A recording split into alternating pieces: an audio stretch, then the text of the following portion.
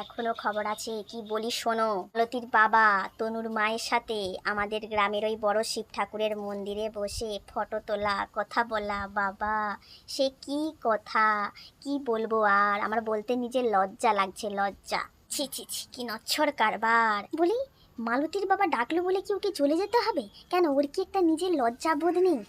সেখানে বসে সবার সাথে কথা বলছে, ভিডিও করছে, ফটো তুলছে, কেন রে বাবা? কিসের জন্যে? ওর কি একটা লজ্জা বোধ নেই? ছি ছি ছি, আমি তো হলে গলায় দড়ি দিয়ে মরে যেতাম, কিন্তু যেতাম না।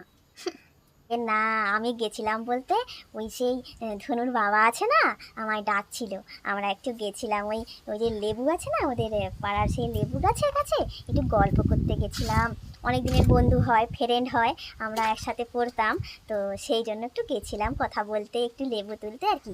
সেখানে গিয়েই দেখলাম, কি বলবো আর। আর কি বলি শোনো, রতনের ছেলে টুম্পা গো টুম্পা পালিয়ে গিয়ে রতনের ছেলের সঙ্গে বিয়ে করেছে। ছি ছি ছি, কেন রে বাবা? বিয়ে করার ইচ্ছে হচ্ছে বলতে পারতিস বাবা মাকে, বাবা মা দেখে বিয়ে দিত। পালিয়ে গিয়ে বিয়ে করার কি দরকার ছিল? তো বিয়ে করতে চাইতিস বলতিস, দেখে শুনে ভালোভাবে বিয়ে দেওয়া হতো। এরকম পালিয়ে গিয়ে, তাও আবার পাশের বাড়ি। ছি ছি ছি, কে আর টাটকা খবর নেই গো, যা ছিল সবই বলে দিলাম। আসছি পরের দিন আরও টাটকা টাটকা খবর নিয়ে।